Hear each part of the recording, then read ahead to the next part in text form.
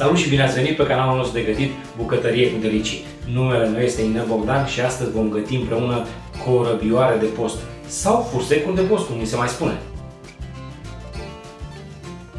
Am vrut să recreăm un gust al copilăriei împreună cu voi. Pentru această rețetă avem nevoie de următoarele ingrediente: 500 g făină, 15 g in măcinat, 90 ml apă, 150 g zahăr, 200 g margarină vegetală, 90 ml apă, 2 pliculețe zahăr vanilat. Dragii mei, primul pas este să facem 2 ouă de in și măcinăm 15 g de in.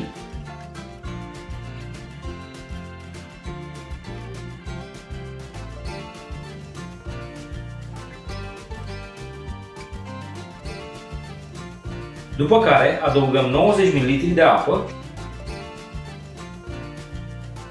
și amestecăm bine.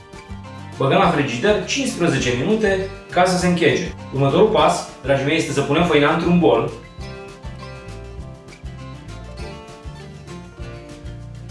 După care adăugăm ouăle de in, zahărul,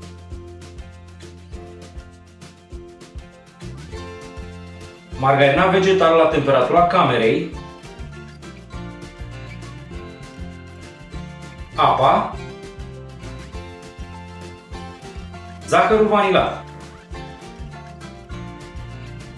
Nu uitați, apăsați butonul de abonare din colțul din dreapta jos pentru a fi alături de noi la rețetele următoare. Acum ne apucăm de frământat. Știați că semințele de in te ajută să lupți contra cancerului și să inhibi apariția tumorilor sau dezvoltarea lor? Chiar dacă nu sunt încă suficiente dovezi în sensul acesta, se consideră că semințele de in au rolul de a lupta contra cancerului și mai ales contra cancerului de sân și de colon, având substanțe care inhibă creșterea și dezvoltarea tumorilor. După ce am frământat, băgăm aluatul la frigider pentru 30 de minute.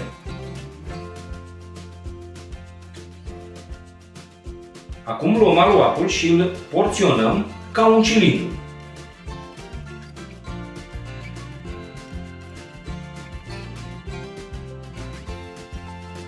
După care apăsăm un pic cu mâna pe el. Folosim un bețișor de frigărui să facem dungile în acest fel.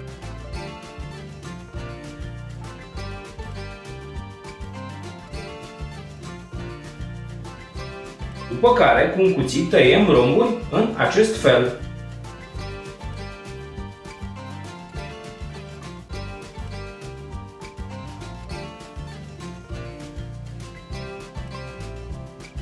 Luăm tava și o dăm cu un pic ulei.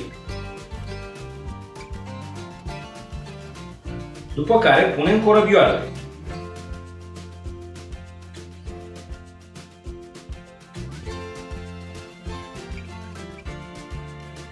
Băgăm la cuptorul preîncălzit la 180 de grade, circa 35-40 de minute.